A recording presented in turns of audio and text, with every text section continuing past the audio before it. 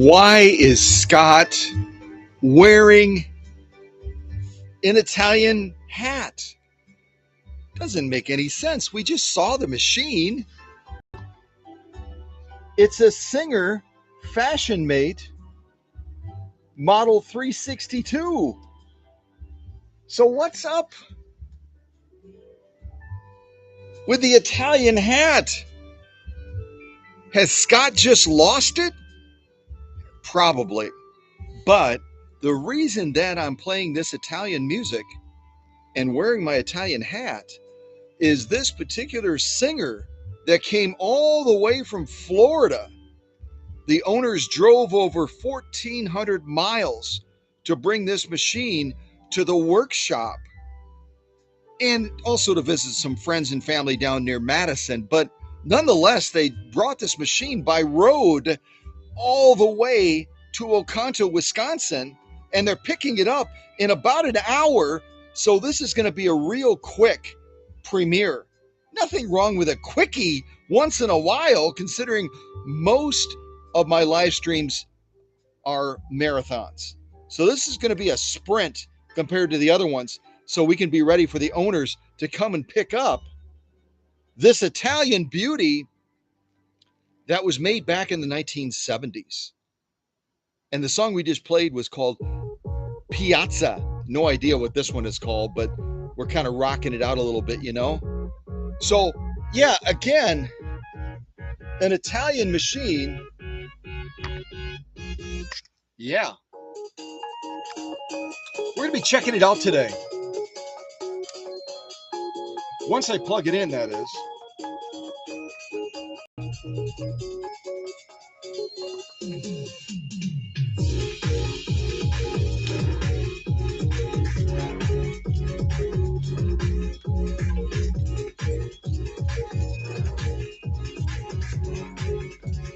I can't help myself. It's got a good beat. If you're not dancing on your end and you're just sitting there watching us, shame on you.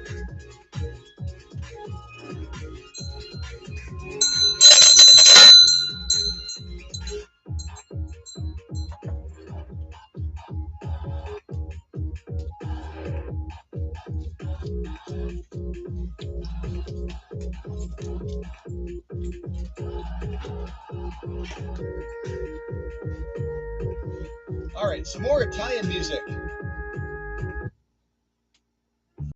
There we go. Now we're in Italy. Now we're in Italy. This is more Italiano.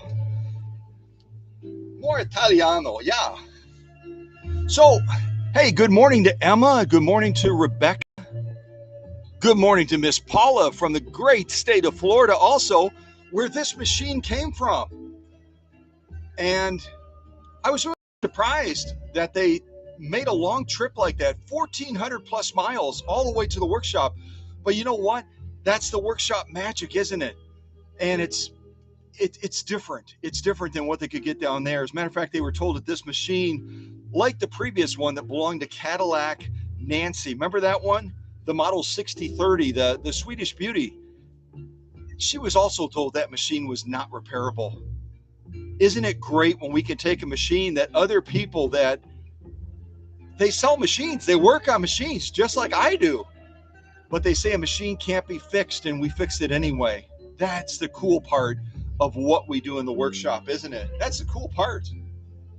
So again, I've got a limited timeline to work with here, so I've got to do less talking and more sewing with this Italian Model 362.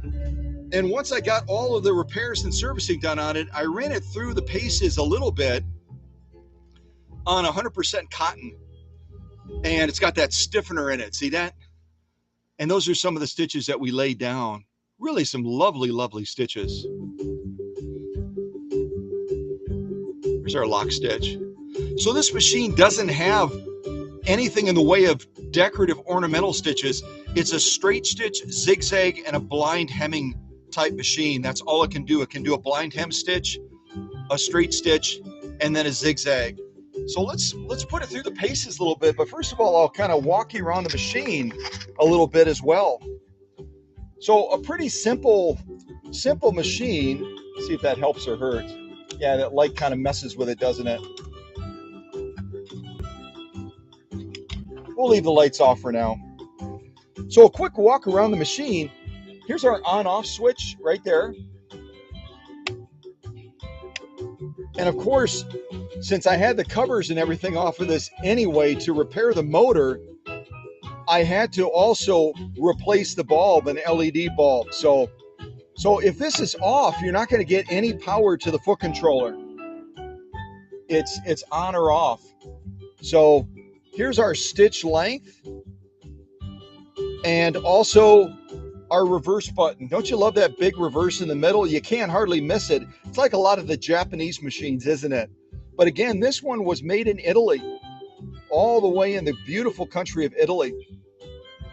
Here's our pattern selector, which really is a two-stage one. I mean, you either have a zigzag where we're at right now, or you move it to the left and you can do a blind hem stitch. That's it.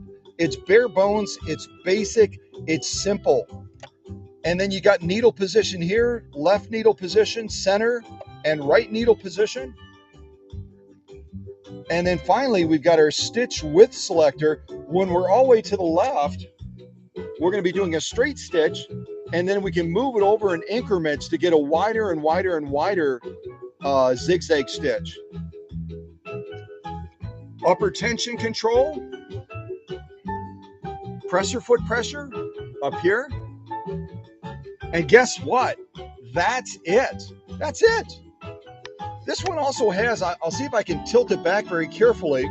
Maybe I'll put the camera down when I do it.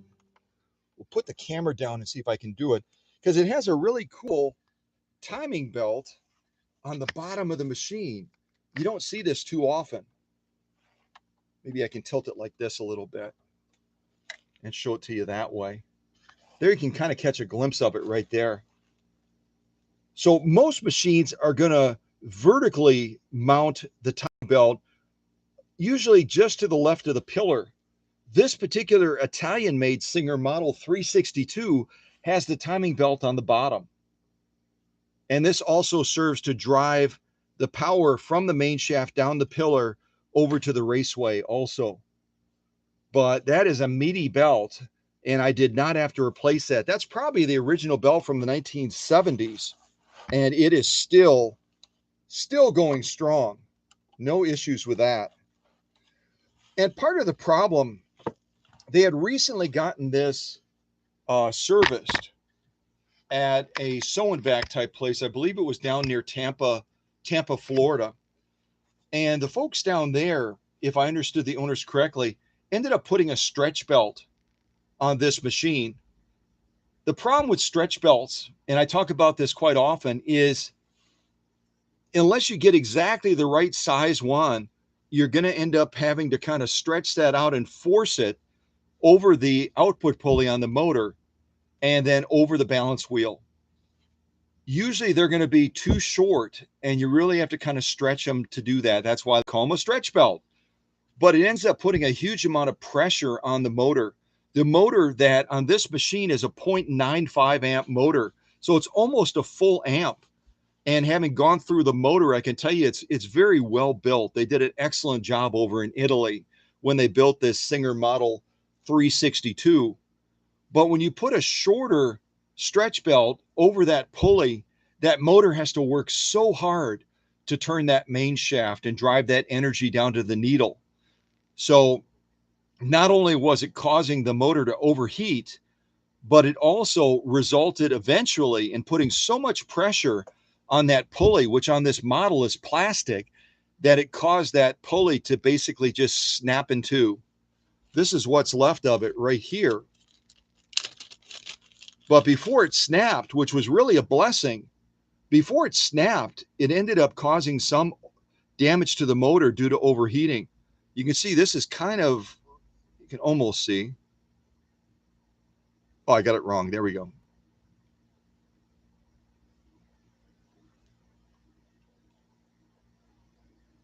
Okay, I almost have it. I'm so close. So this is how the pulley is normally going to look, right? So the amount of pressure that this stretch belt that was way too short for this machine put, it not only damaged the motor, but it also ended up cracking this right in two.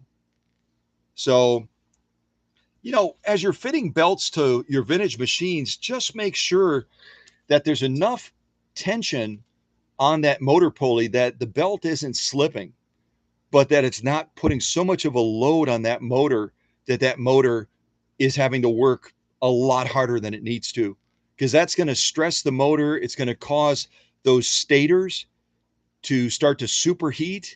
Then it causes the stacked lamentations to overheat as well, and it eventually causes damage to that motor. Remember, most of the motor components are going to be made out of copper, so it's a real soft metal, and they tend to get warped and damaged very easily, especially the commutator. So, at any rate, blah blah blah blah blah blah blah. But let's run this through the paces before Ronnie and Ray show up.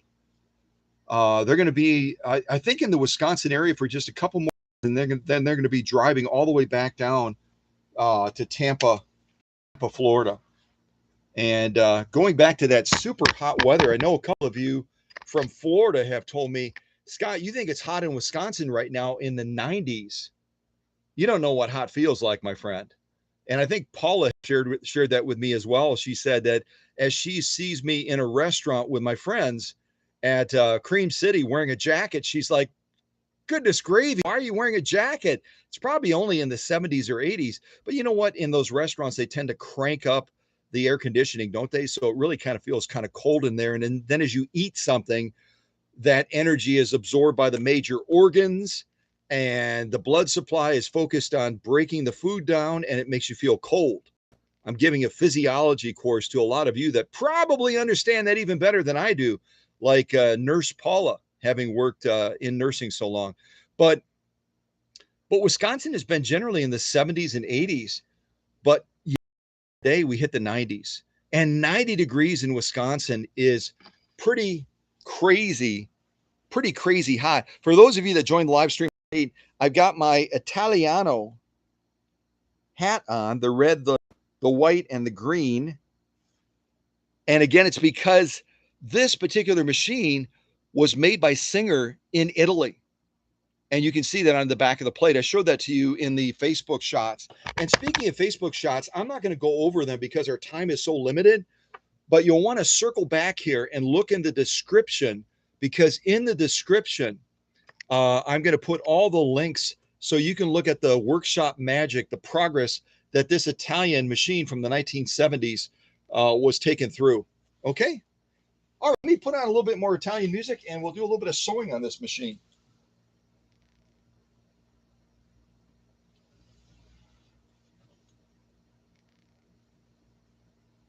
Assuming the music will play. Otherwise, we'll have silence. That's okay, too. All right. So, again, this machine is powered by a 0.95 amp motor. It's not a small motor. But we're not going to really be putting it through the ultimate paces today. You notice also I picked a different color material. I don't know if it's showing up on the camera or not, but it's almost kind of a forest green. And I thought this would be a fun color to try to sew today as we're running this machine through the paces. Really good presser foot clearance as well. If you can't see that, I'll kind of move the sew-offs a little bit so you can see that a little bit more easily. Really nice clearance underneath the presser foot. Move the camera back now so that we don't get that waving on the screen, hopefully. So 100% cotton with a stiffener. We're going to buzz down that. We'll do a straight stitch at different lengths, kind of like what I did on this sew-off camera right here. And then we'll sew a little bit of Naga hide, the fake leather stuff. We'll sew a little bit of saddle grade leather. We'll go through some denim, and then I'm going to wrap things up because I also have to get this machine mounted back into the base that the customer brought it in. They brought it in a case so that Ronnie is able to carry it more easily. And hopefully I'm able to get that mounted back in before they show up. They're going to be here in about 45 minutes. So we got to wrap this up pretty quick today.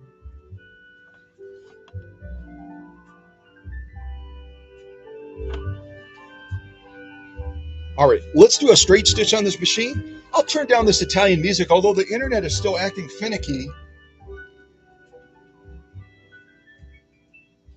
it may end up cutting out in and out again anyway. So yeah, it causes that wavering as soon as I turn that light on. So we'll leave that off.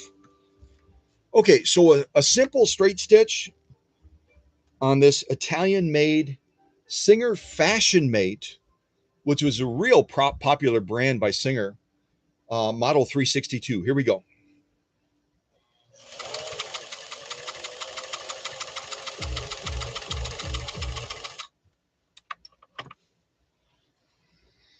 Really a smooth running machine too. Very, very smooth running.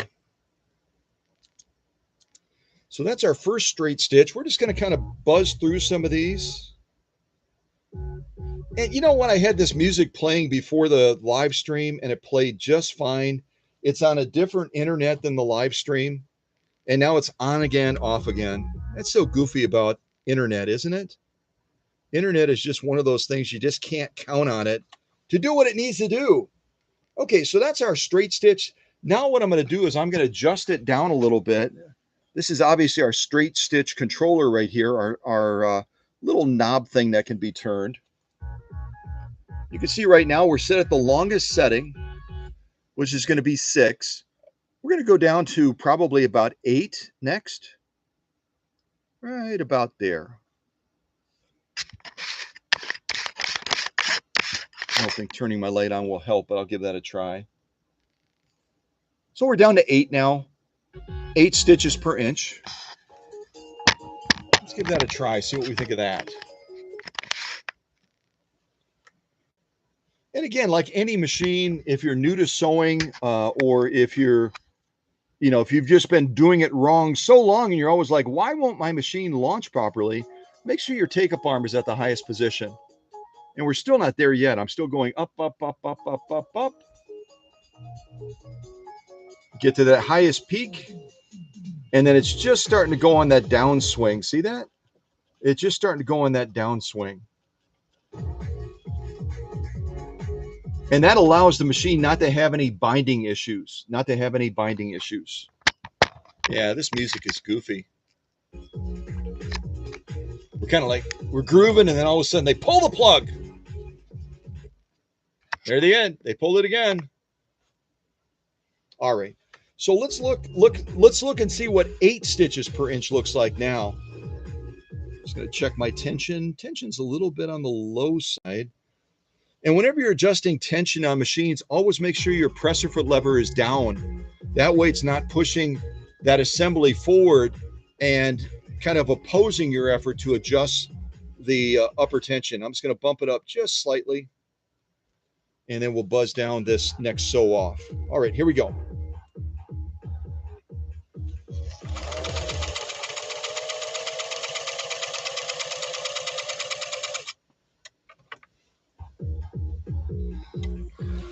And we'll go down a little bit further on this. And then we'll kind of launch into the zigzag and the blind hem stitching. And I don't know how much Ronnie uses the blind hem stitching, to be honest with you. But we'll demonstrate that anyway, so that if she hasn't done it before, she knows that it can be done. And this machine, if you're curious, it's not able to do an auto buttonhole, but certainly you could use the zigzag function to manually do buttonholes with it, without a doubt. All right, get that presser foot back down. Now we're just going to adjust that a little bit more. You can see right now we're on 8. Adjust it down to, I'd probably go down to about 10 stitches per inch. Why don't we just go right in the middle, right around 11 stitches per inch between that setting there. Let's give this one a try.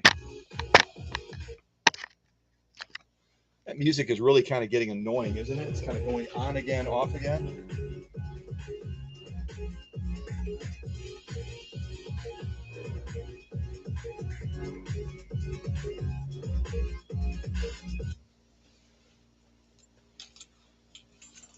Okay, so let's see what 11 stitches per inch looks like. Let's jump on that one next. Take-up arm all the way up.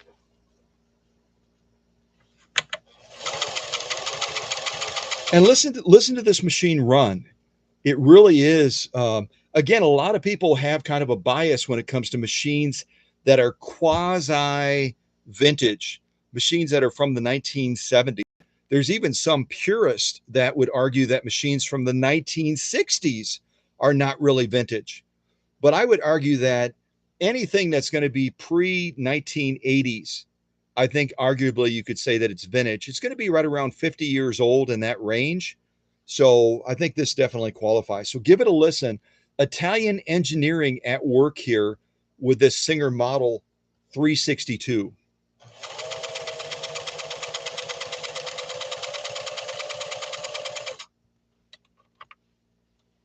Beautiful stitching. I'll give you kind of a pre-glimpse of these.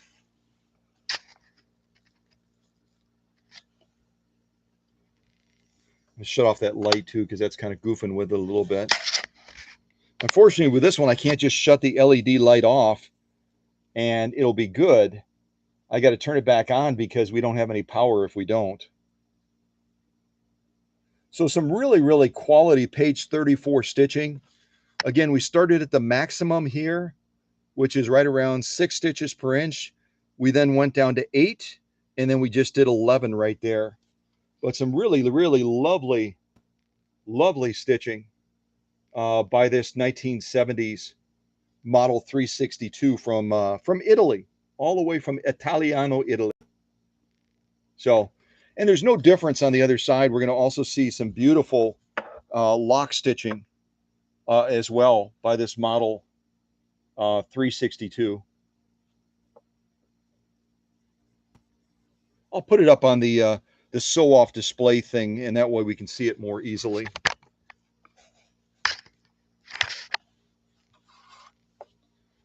But there's nothing wrong for the average sewist. There's nothing wrong with a machine that doesn't do a lot of the fancy stitching that you see some of the other machines on this channel doing. You know, the real fancy decorative ornamental type stitching.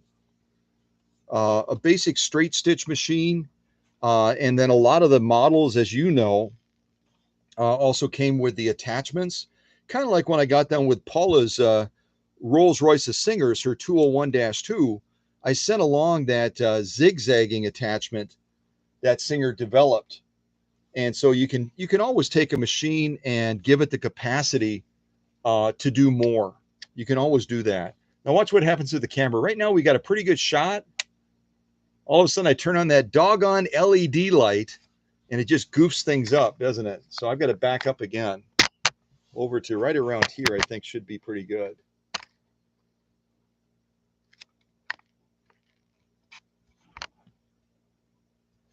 Yeah, that should be a pretty good location for it. All right, so let's continue on, because again, the customer's going to be here pretty doggone quick. We'll go ahead and go down and do a zigzag. And if you want to do a zigzag, it really is as simple as making sure you've got your pattern selector over here on the zigzag setting instead of the blind hem over here. If you want to set needle position to something other than center, you can move it. I'm going to leave it in the center. And then finally, you move your stitch width over here from a straight stitch over to a zigzag. And then we have to decide, okay, we moved it to the widest zigzag stitch option right here. What are we going to do with the stitch length? I always try to keep those zigzags somewhat proportional. So now we have to move our stitch length from 11 all the way back down to 6. So now we got the longest stitch possible, and we've got the widest stitch possible that Ronnie's machine will do. Let's see what kind of zigzag we get as a result of doing that.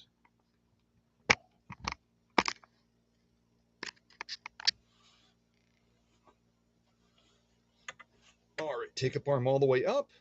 All right, let's do a zigzag with this Italian-made Model 362. Here we go.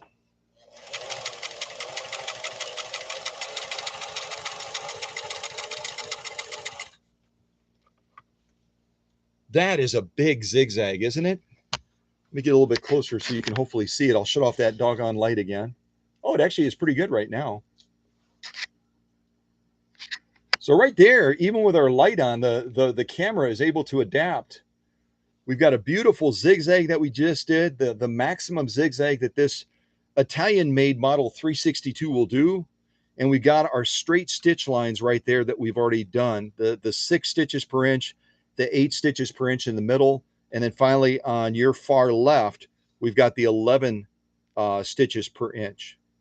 But some really, really beautiful stitching on the part of this Italian machine. There you can get a good glimpse of it too, once I adjust the camera. Yeah. So if anyone tells you that a 1970s machine can't deliver page 34 stitching, I think all evidence to the contrary. All evidence to the contrary. Beautiful stitching job by this 1970s Fashion Mate Model 362. Fashion Mate 362. All right, let me get that needle out of the material. And we'll do a couple more zigzags. We'll lay down some blind hem stitching, and then we'll do some other sewing on some of these other materials before the owners show up. And I think they're staying with family or friends down in the Madison area. If you know Wisconsin at all, Madison is not real close to the workshop either. The idea that they traveled over 1,400 miles to bring this machine to the workshop up here in Oconto is impressive. But even driving from Madison through the daily work type traffic that they have to deal with all the way up here is pretty doggone impressive too. All right, let's do another zigzag next to this other one. And I don't know what's going on. Maybe it's because it's in the 90s and I've got heat stroke, but I'm actually sewing relatively straight today. So the stars are aligned, which is awesome. Yeah, very, very nice stitching.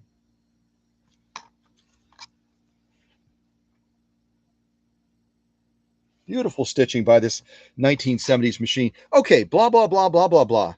Let's take this stitch width and step it down a little bit. We're going to go one click down, right about to there. We're going to back off the stitch length as well from 6 right about down to 8, kind of like we did before. And again, whenever you're adjusting knobs, whether it's the stitch length like we are right now, or the pattern selector up here, or the stitch width selector right here, always make sure your needle is clear of the material. Always make sure it's clear. And if you can't see on the screen through the camera, the color up here, I really kind of like it. It's almost a burnt orange, isn't it? It's kind of a pretty burnt orange. And then they've got the traditional Singer type logo right over here. So, you know, I guess I'm not surprised to see beautiful and sexy in a Singer baseline model like this Fashion Mate coming out of Italy, because the Italians love their lines, the curvaceousness of the machines, and the sexy look of their machines, don't they? Yeah, they did a good job with this machine. They really did.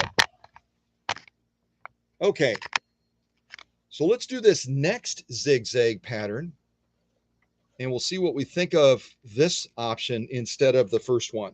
All right, blah, blah, blah. Here we go. Totally silent in the workshop. Let's see what you think of this sew off and the sound of this Italian machine.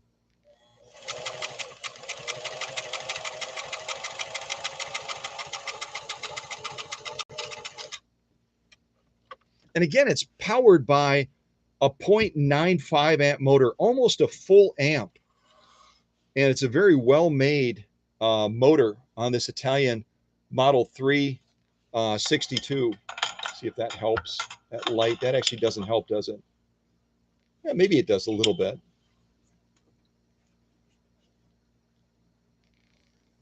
There we go. Now we're focused. That helps even more.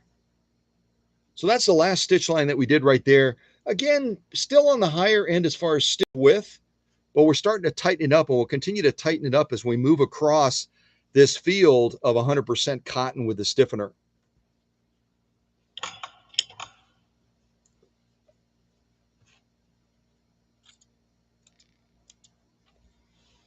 All right, let's do this next stitch line of a zigzag stitch.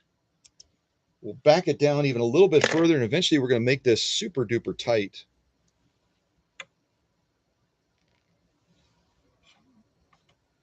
Okay, so let's step it back further now. We're going to take our stitch width, first of all. We're going to back it down to right there. We're going to back this down to right around 10, 11 stitches per inch, our stitch length. There we go, right on 11 like we had done before with the straight stitching. All right, let's give this one a go. See what we think of this. And again, listen to this machine running. So if you've had a bias against 1970 machines as far as them being quality engineered and being smooth runners, you might change your opinion after you listen to Ronnie's machine going through this next sew off. All right, here we go.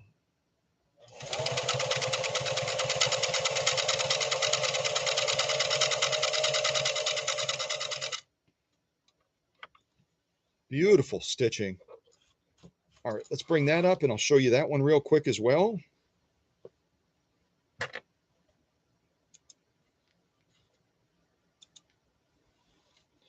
And our setup on the machine today, I haven't shared that with you yet, is going to be a Coates and Clark size 80, which is what the customer generally uses. The customer generally is sewing with a size 80 sewing needle, which equates to a size 12 US standards.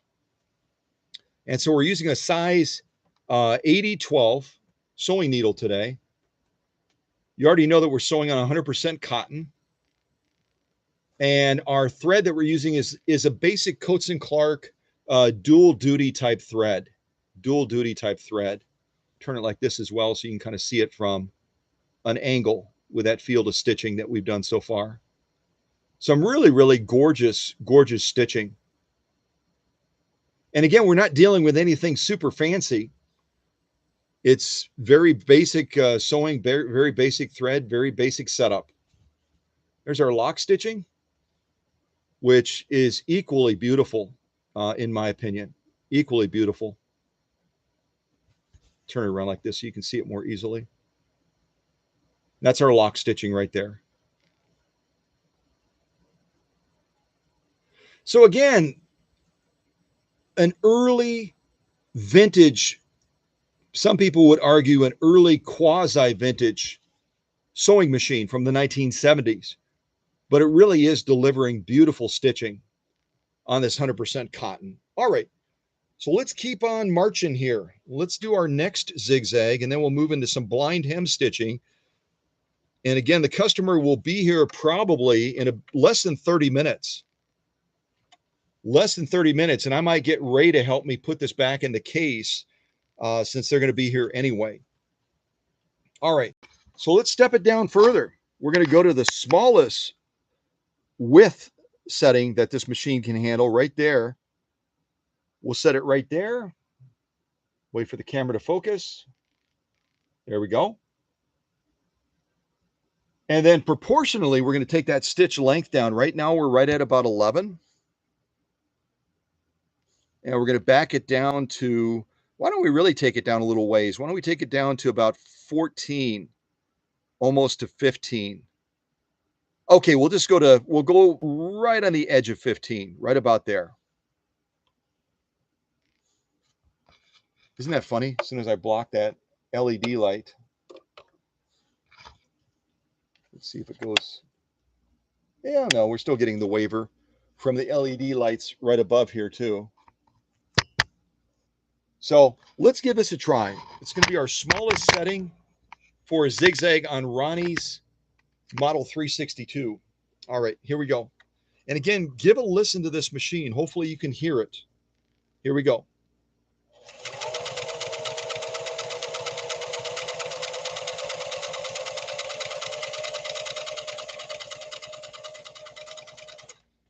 You know what? For a machine that so-called experts down in the Tampa, Florida area said was non-repairable, I think it's running pretty well, don't you? Oh, it's fun, isn't it? It's fun opening people's eyes to the possibilities of what workshop magic can do.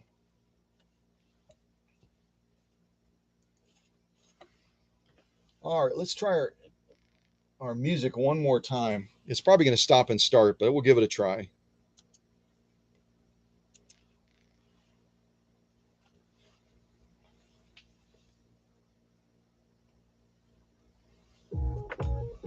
Oh, that's not the one I wanted. That's the one I wanted.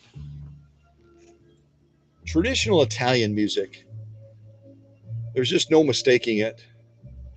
Okay, so this is our top stitching. I'm going to kind of show it to you this way. I think it'll be easier for you to see. This is our top stitching. And we just did our last little row of the smallest zigzag. We're almost there. Hold on. Well, that music didn't last long, did it? There's our smallest zigzag. And our crossed. Again, this is our top stitch.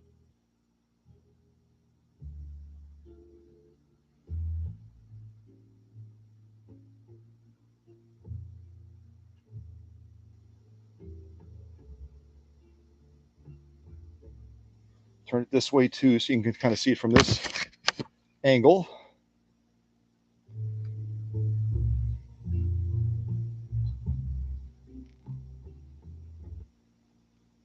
Yeah, this music is just goofy. It's got to be a YouTube thing.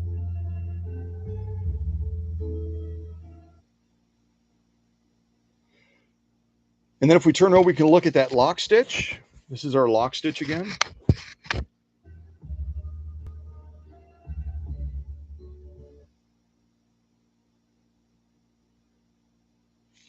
Turn it around this way.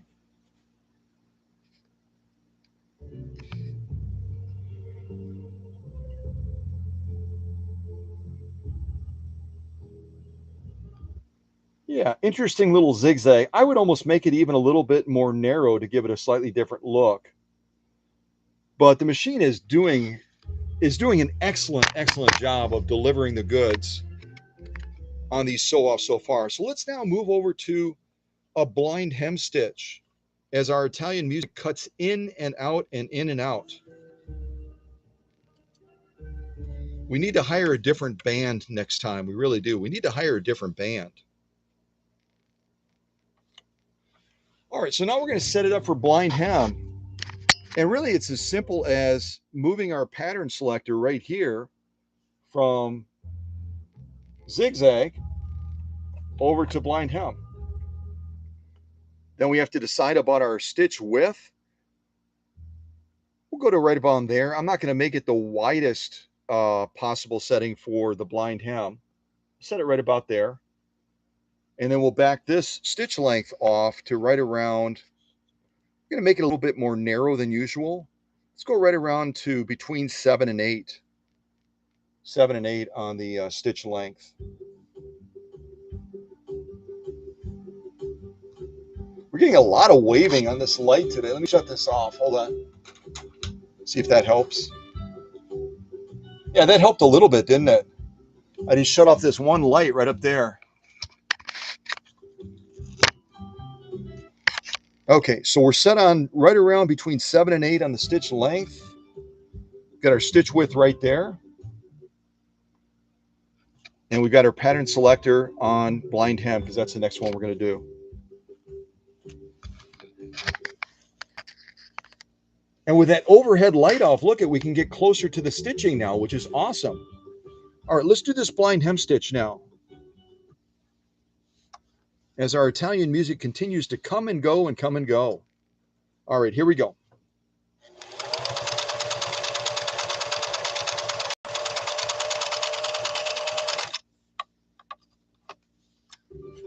Yeah, that's a pretty blind hem, isn't it? That's quite lovely. We're going to make it even a little bit more narrow. I like a tight looking blind hem stitch. So we're going to take that stitch width and take it down further. And we're going to shorten up our stitch length as well.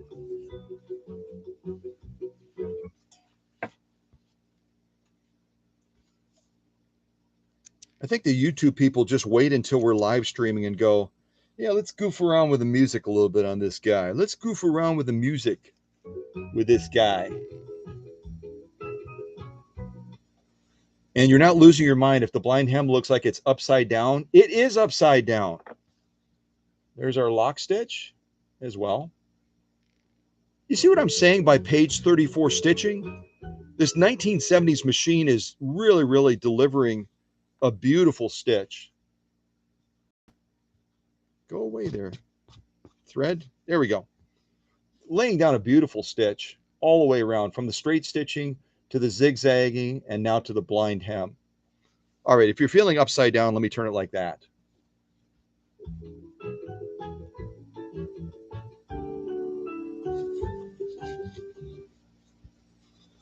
Yeah, beautiful stitching by this 1970s machine. All right, let's do another blind hem now. Get that back into place. And then I'll leave this open space over here for Ronnie to kind of goof around with. I'm guessing she might even, if they're not leaving straight away to go back to Tampa, Florida, she might even sit down to this machine while she's still here in Wisconsin. It's possible.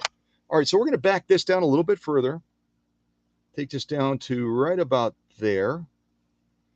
We're going to take this down just a little bit further.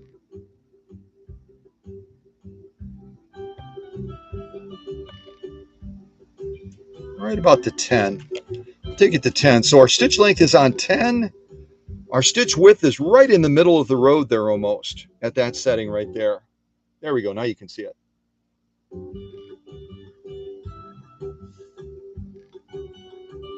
Perfect. All right.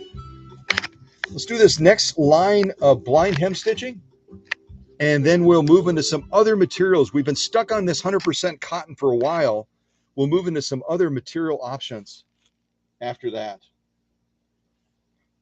All right. You can see my take-up arm is definitely in the wrong position right now. It's at the lowest point. We need to get that up to the top, just as it's coming down in that downswing. All right.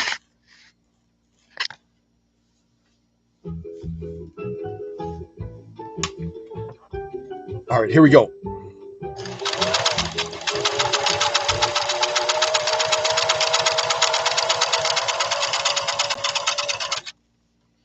Oh yeah, that's the way. I've got my own bias, and you probably do as well. But I like the look of that blind hem down on the bottom more so than the other one. They're both beautiful. They're both lovely stitches. But that would be my choice. I might even tighten it up just a little bit more, but not right now, because we're going to move into some of these other materials before we run out of time. So that is our top stitching again. That is our lock stitching. And it's like I say all the time, if you got a machine that's running at the top of its game, you're not going to see any difference. This is our lock stitch. That's our top stitch. They're going to be a mirror image of each other. And that's when you know that the machine is sewing well. You know that bobbin case and that upper tension unit are working in concert with each other. They're not battling each other. They're working in concert, and they're delivering a beautiful top stitch, a beautiful lock stitch. That's what we want. That's always our goal, isn't it? That's always our goal, to get that balance, that sweet spot for the tension, because tension drives a lot of people berserk, doesn't it? But I think as I've explained it to all of you, and as you've gone out and explained it to others, you know, that it's a tug of war, that upper tension unit right up here is constantly pulling up to define that lock stitch. And that bobbin case below is always pulling down to define that top stitch. All of a sudden, when you understand that concept, and I've told you guys before, I've explained this concept to some people that have been sewing longer than I've been alive almost. And they're experienced seamstresses, but they didn't understand. Where am I? There I am. They didn't understand the tug of war that these two units are constantly in. They're constantly battling each other. Upper tension pulling up, bobbin case pulling down, pulling up, pulling down, pulling down. And once they get right in that sweet spot where that knot is right in the middle of the material, all of a sudden they can be friends. They can be friends. So that's the goal, isn't it? Let's help our machine to be friends. All right. So this is going to the back. as a definite pass, we've done all of this on the live stream today and laid down some gorgeous, gorgeous stitching. Again, with a machine that was made in Italy, and it's powered by a 0.95 amp motor. So we're not even going to be able to put this machine to the test today with that reserve of power that it has. All right, let's do some of this Naugahyde now. Naugahyde, again, is a man-made style material. It's going to have a lot of vinyl in it. So we know right away it's going to try to distort stitching. It's going to try to manipulate the look of the stitches. It's going to try to create skip stitching as well. So with all of that in mind, oh, I got to say hello and good morning to Rebecca. Welcome, Rebecca. Good to have you back again. So yeah, this Naugahyde stuff was very popular. And some of you that might be a little bit older than I am, you might be able to tell us more so when it was incredibly popular. But I know they used to cover chairs in it. And it was really the go-to material for people that didn't want to spend the money or they didn't have leather available and they wanted to still get a leather look out of that furniture piece that they were covering it with. Yeah. All right. So let's try some Naugahyde. Now, for those of you that are on the live stream right now, I want to lay down 3 stitch lines, and I'm probably going to do a straight stitch. I'm going to do a zigzag. Yep, I got those back to back. I'm going to do a straight stitch, a zigzag, and a blind hem, but I will let you pick the settings. In other words, how long of a straight stitch are we going to do? Are we going to go all the way down into the fine satin range, or are we going to go somewhere in the middle? So our stitch length options, again, are anywhere from 6 down to the fine range. And again, sewing something that's really high in vinyl, I don't know if I want to go too far down on stitch length, but I'll let you pick the stitch length. So just type a number into the live chat, a 6, a 7, 8, a 10, a 12, a 15. Yeah, on this Naugahyde stuff, please don't go below 15. But you know what? If someone types in 25, I'll give it a go. But that stitch is going to be so teeny tiny, we're probably going to barely be able to see it. So I'm going to look at the live chat. You pick for this straight stitch we're going to do. Again, we're going to do a straight stitch, a zigzag, and then finally a blind hem on this Naugahyde material. So type in one of these numbers and we'll give it a go.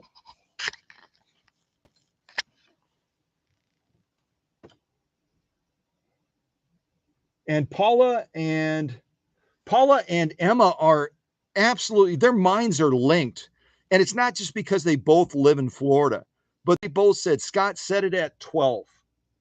Actually, Rebecca said 10. Now I'm in a quandary. So to make all of you ladies happy, why don't we go with 11? Because Rebecca said 10, Emma said 12, Paula said 12. So we'll go with 11 if that's okay. So let's set it on 11. Right there in the middle. All right, so we've got our stitch length on 11. Our pattern selector doesn't matter right now because we've got our stitch width set down on straight stitching. So let's give this one a try. Again, vinyl is really a tricky material to sew with. Any of you that have sewn it know exactly what I'm talking about. So let's give this a try, see what we think. Here we go. I probably should have it clamped, but I'm just going to try to hold it down.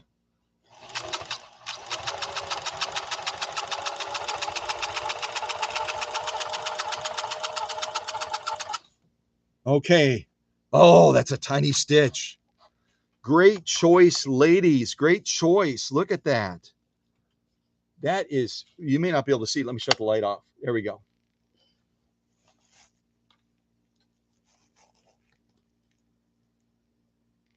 Once it focuses, that is some beautiful looking stitching, isn't it? And then I've got these 2 layers of this Naugahyde back to back.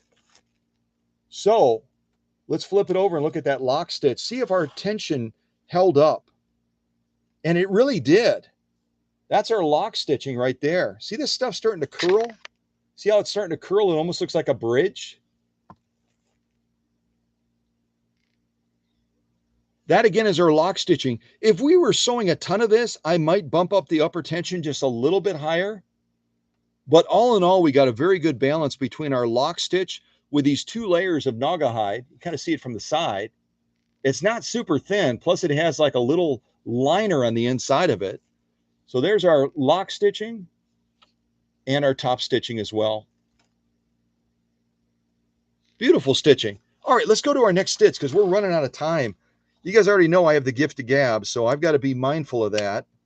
There's our light back on again. I got to be mindful that the owners are going to be arriving in about 10 minutes. 10 minutes. All right, so let's do a zigzag now next to it on this highly concentrated vinyl material, this Naugahyde stuff that used to be so popular in covering furniture pieces. I'm not sure, maybe they used it for other applications as well. But let's do a zigzag now, and I'm going to let you all pick our settings. So we're going to, first of all, have to decide the stitch width. And for sake of ease, why don't we just say 1, 2, 3, or 4 being the widest zigzag setting. So when you type it in the live chat, you can give it the first setting will be this control here. The second setting will be our stitch length. So you can go 1, 2, 3, or 4 for the widest, and then a number over here for the stitch length, somewhere between 6 and 25. 6 and 25. There we go. Now I got it pointed in the right direction. So your first number will be this one, either 1, 2, 3, or 4. And then your second number will be one of these numbers over here on the stitch length. And we'll do a zigzag for this one. So I've already got my selector on zigzag. I'm good to go. There it is. Yeah, okay. Get that point. See what I'm talking about by the vinyl? Look at this stuff curling. It's curling like a snake. Ah.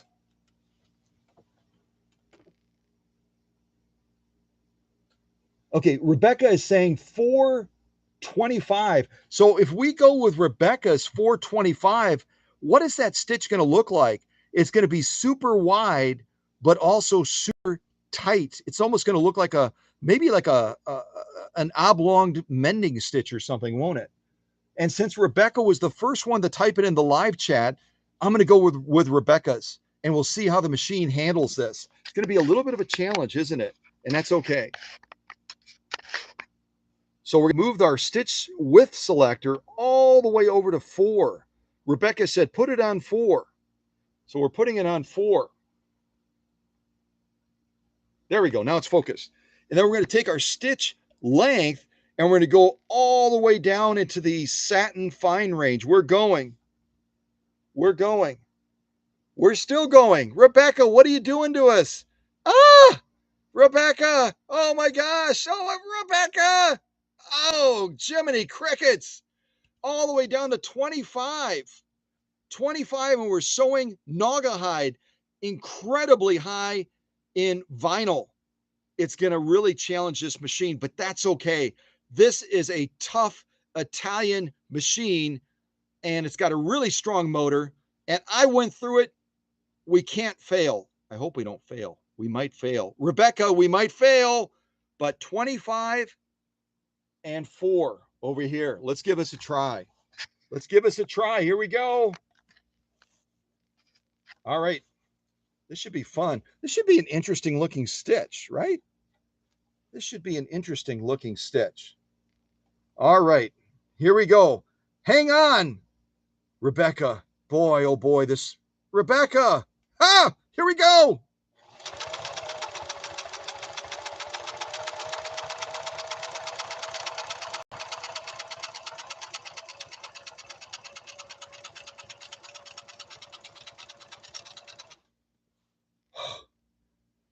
That is a cool stitch. Rebecca, you are a genius. Rebecca's a genius. Look at that. Oh my gosh. It almost looks like that combing stitch thing that we did on the Husqvarna, doesn't it? Isn't that brilliant? Isn't that a brilliant stitch? And my presser foot pressure may not have been quite high enough. Once we got into the rhythm of things, we were fine. We were fine.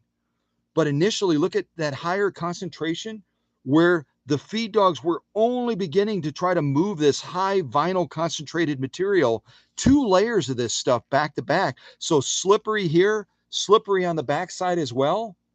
But Rebecca is a genius because she gave us such a cool stitch pattern. Look at that. Incredibly wide, but incredibly tight. Again, a setting on the stitch width of 4, stitch length 25. 25! And it's a brilliant stitch. Well done, Rebecca. Any of you that are in the live chat that want to clap, do some sort of a clapping emoji for Rebecca or something like that, for pushing the limits and coming up with a brilliant stitch pattern. Brilliant. All right. So now we're going to do the same thing with a blind hem stitch that this machine is capable of doing. So the first one that wants to type into the chat, what are the settings going to be for this blind hem stitch? Whoever's first, I'm going to follow their lead. So if it's Rebecca again first typing in, hey, go with the same or whatever, then we're probably going to go with the same. All right, let me get this back into position. Get our presser foot down.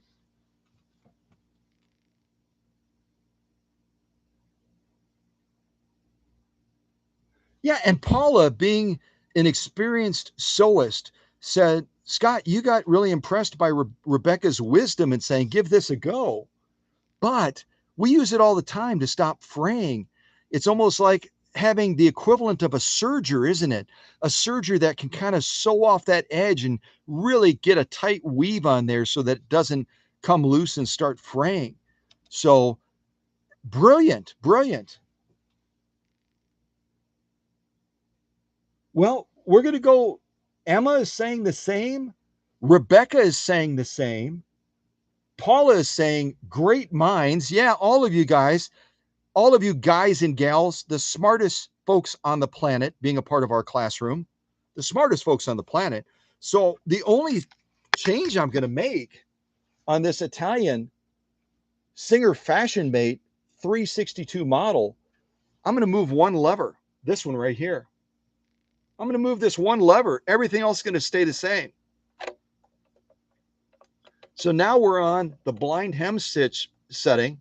That's going to stay the same because Rebecca and Paula and Emma said, leave it alone. We're going to leave this alone as well. Let's see what we get. Here we go. Here we go. Maybe I'm just easily impressed, but I think that's just such a gorgeous stitch. Don't you? Isn't that a gorgeous stitch? Let's see what the blind hem looks like. Super wide and super short as far as the stitch length. Here we go. Get my take-up arm all the way up. All right, here we go. Ooh.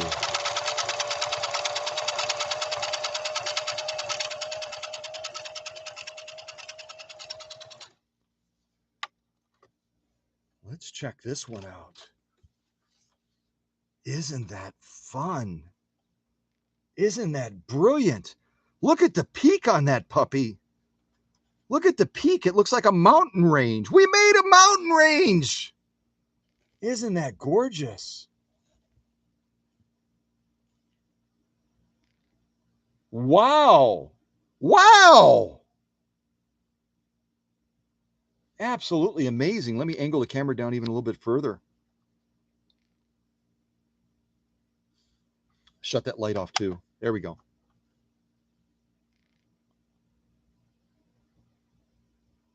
Ladies, you are so smart. You are so smart. I love the look of that.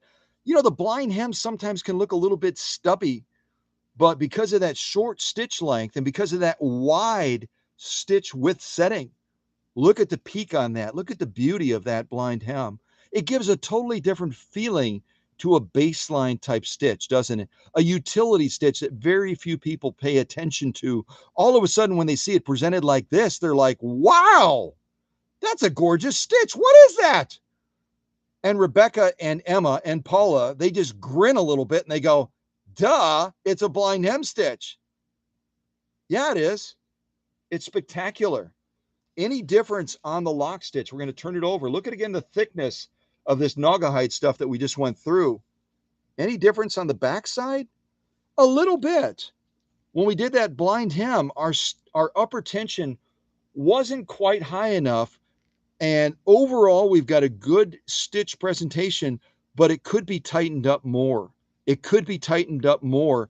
And that's simply a product of the high concentration of vinyl and the fact that we're pushing the machine to the limits with a wide, short stitch with a stitch pattern that requires a fair amount of needle movement, needle swing.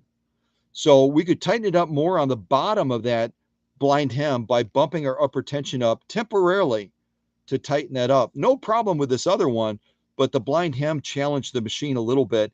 And that's not the machine's fault. That's a matter of the tug of war in this case. The tug of war in this case was won by the bobbin case. No problem. Top stitch, absolutely drop dead gorgeous.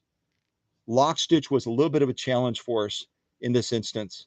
So beautiful stitching all in all on this Naugahyde material, both with the lock stitch and also the top stitch. We would just make a subtle, slight little adjustment with that upper tension. Yeah. All right. So let me move this Naugahyde to the rear. And you know what? It's already 11 o'clock. I've got to check my phone because a customer may already be here and they may suspect that I'm in the middle of a live stream. Aren't those gorgeous stitches? Great choice, ladies. Great choice. Great choice. Beautiful stitching. Beautiful. All right, let's move that to the rear with our 100% cotton. We've got saddle grade leather left. And now I think what I'd like to do on the saddle grade leather is, I don't know if the computer is going to cooperate or not, but I'm going to try to put on 1812 Overture as I have done before.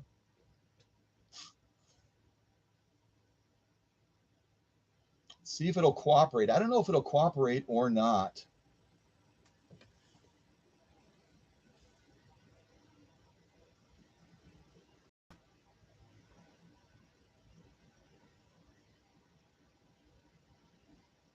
Just bear with me for a second, folks.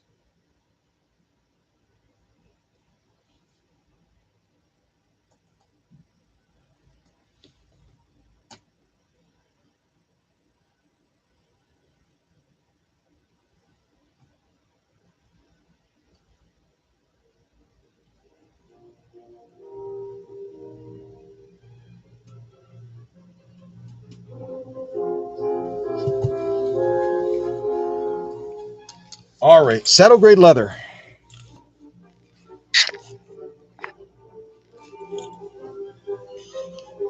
And I'm going to do it. I think I'm going to do a zigzag on this.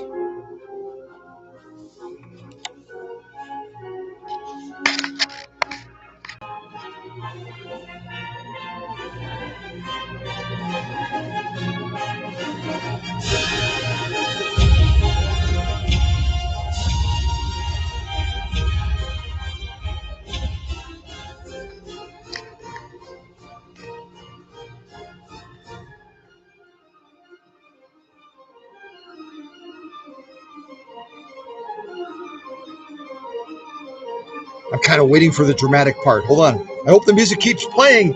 I hope the music keeps playing. All right, let's take it slow. Let's launch into this a little bit. Here we go.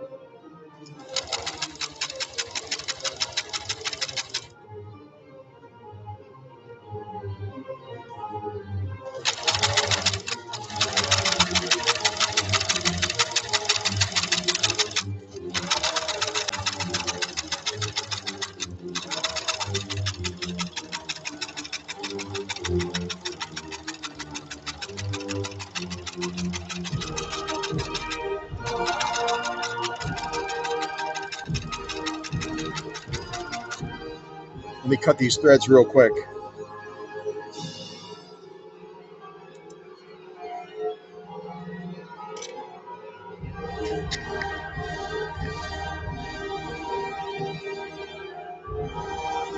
I'm kind of holding out for the climax of the music. Just bear with me for a second as we get to the really good part of this song.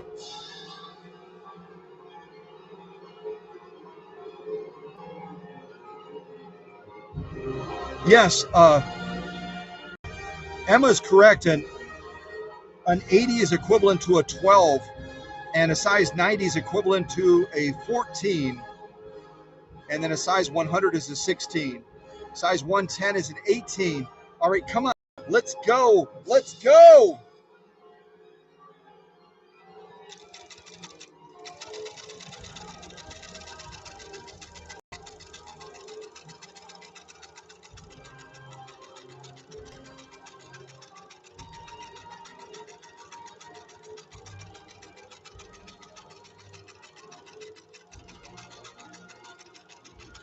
All right, now I'm going to shorten this up a little bit.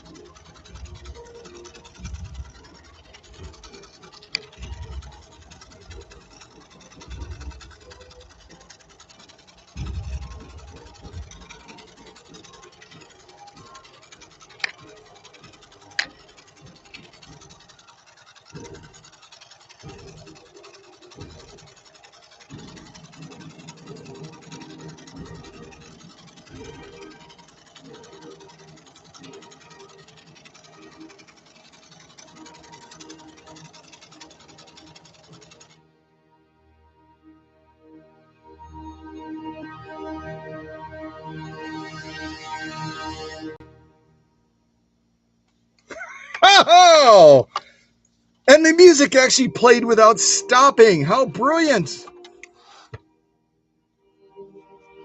And there's our lock stitch. This is saddle grade leather again. All of the pulling and pushing and twisting and all of that other stuff. And this 1970s Italian fashion mate model 362 has dispelled all of the evil, mean-hearted rumors about those 1970 machines are junk. Yeah, right. Junk doesn't do this on saddle grade leather. Saddle grade leather, folks, 3 to 4 ounces of leather laying down. I kind of adjusted the zigzag midstream and kind of gave it a little bit more of a shortness to it. But look at the quality of the stitching all around. Just beautiful, beautiful stitching. And we made a little bit of art, didn't we? Isn't it fun to make art and have fun at the same time? That's what sewing should be about, is making art, but having fun doing it. It shouldn't be a stressful, anxiety ridden type process. It should just be fun. It should just be fun. And that's what we have on this channel, is fun, just goofing around, but demonstrating the greatness of a 1970s machine like this that's going to be heading back now 1,400 plus miles to Tampa, Florida, so that Ronnie and Ray can walk into that shop where they said machine is unrepairable and say, look at what greatness looks like. That's the good side of what we do, isn't it? That's the good side of what we do. Beautiful lock stitching, beautiful straight stitching. And another machine has the ability now to enjoy great life with some exciting projects ahead. Exciting projects ahead. So I'll let you guys wrap up the live chat with each other and just enjoy getting to know and make new friends. And I'm gonna get this machine ready because they're gonna be here any moment now. Any moment now. Well, thanks for joining, everybody. Happy Wednesday. I don't know where you're at in the country or in the world, but we're in Wisconsin. We're going to be hitting the 90s today. That's our lock stitching that we just did on the saddle grade leather. Top stitching.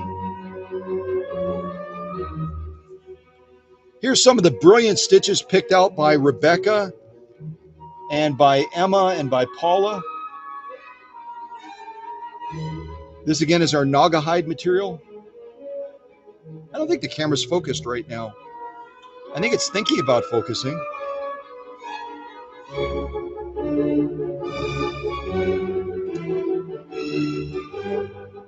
Beautiful stitching.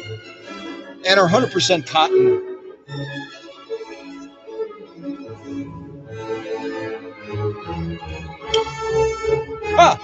Lights off.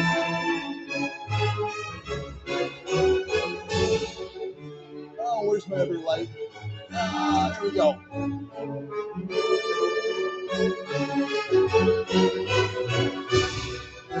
All right.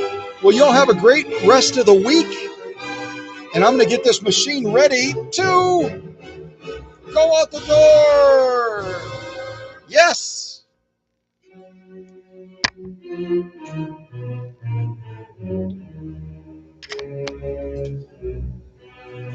And if you join the live stream late, make sure you check out the description later. Oh, hi, Kevin. Make sure you check out the description later for the progress shots. If you didn't see them on Facebook, I'll be putting them in the description. Yeah. Beautiful stitching. Look at that, what we just did on this live stream. Beautiful stitching. Wow.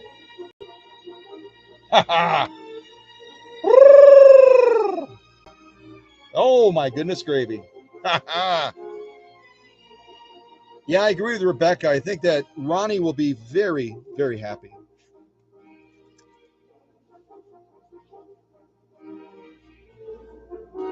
Oh, goodness.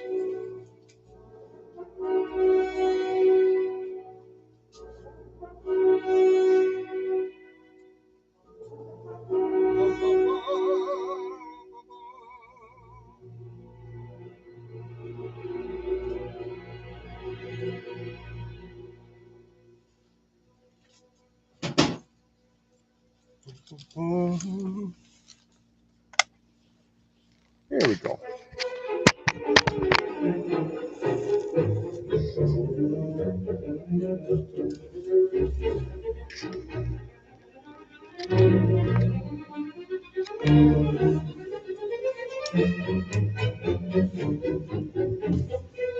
Bum, bum, bum, bum, bum. So the only thing we didn't sew is this denim, which, oh well, we've sewn denim before.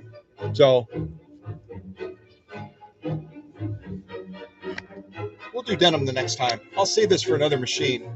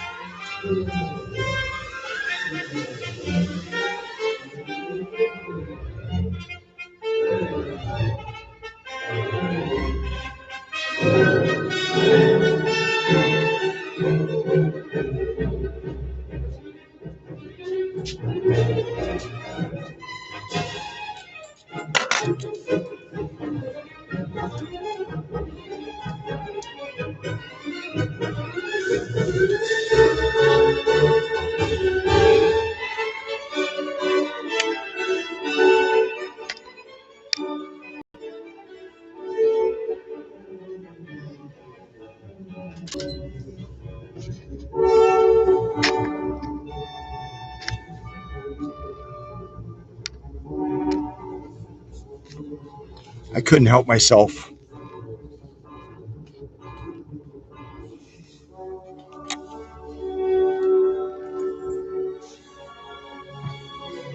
Bubblegum material. Bubblegum material.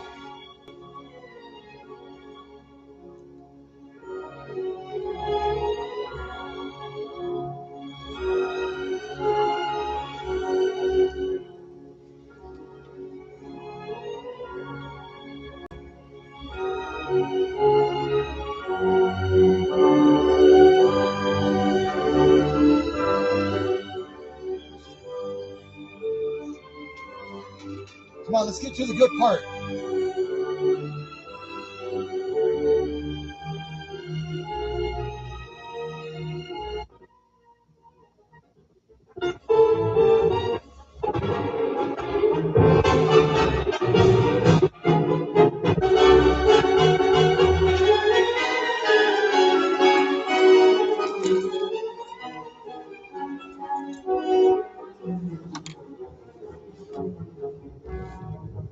We're almost there. Come on, come on, come on, come on, come on.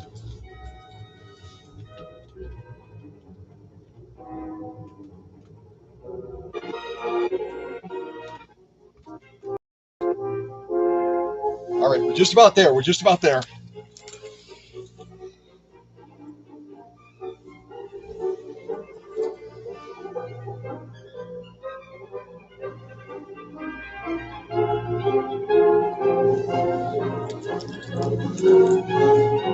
I think I'm almost out of thread.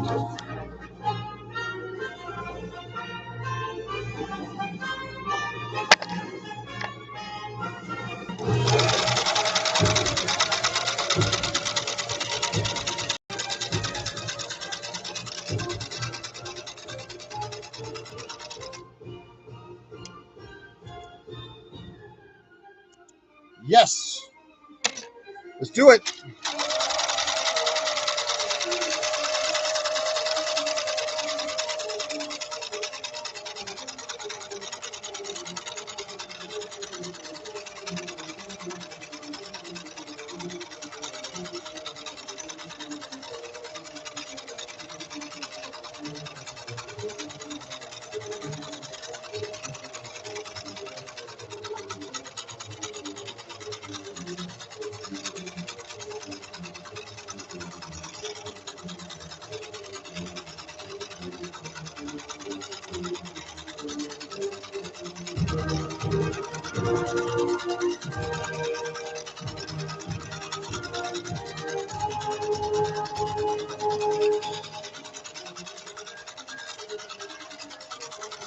All right, stop right there.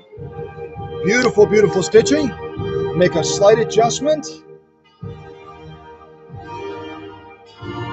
Let's go a little bit wider. All right, I'm going to hold off for just a second. Just bear with me for a second here.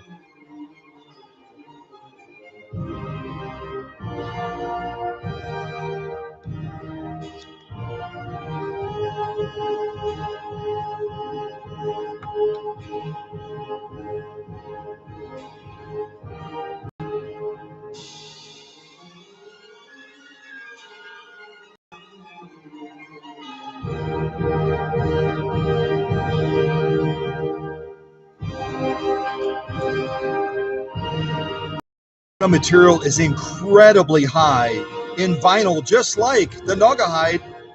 And we're going to be pushing this machine to the limits. Here we go.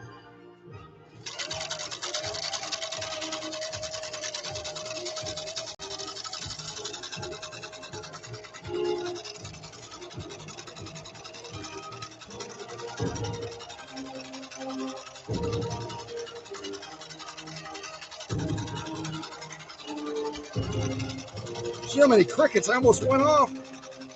So close.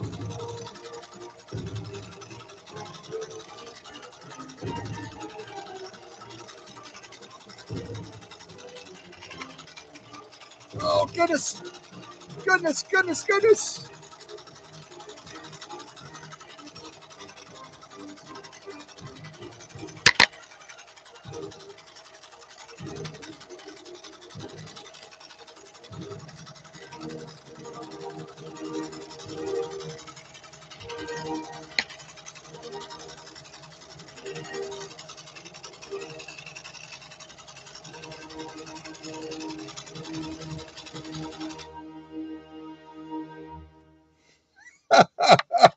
I think this is the first live stream premiere I've ever done where we've done the 1812 Overture twice, running this Italian machine through the paces. But you know what? It's well worth it.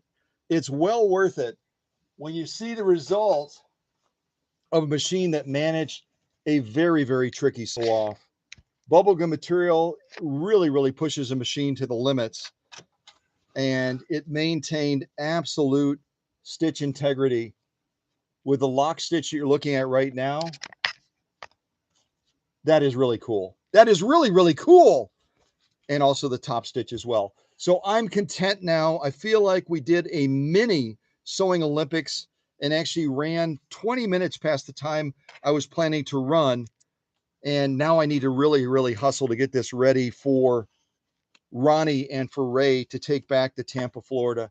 So if you joined the live stream late, you got to check it out. It was really a fun live stream. Some good internet interaction with Rebecca and others.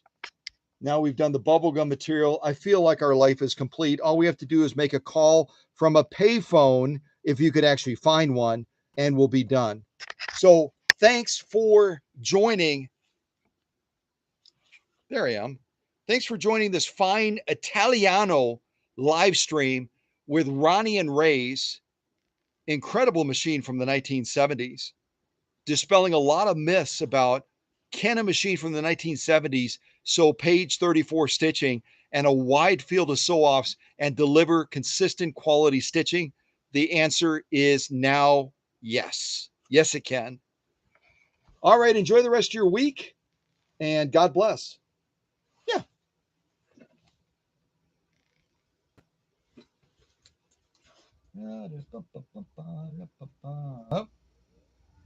All right, some music to wrap up. Come on, come on. There we go. I know you told your friend you're not okay. And tell me what's wrong. She sounds emotional. I'm not sure what happened. Maybe somebody took her parking spot. You never know, right? Take care, everybody.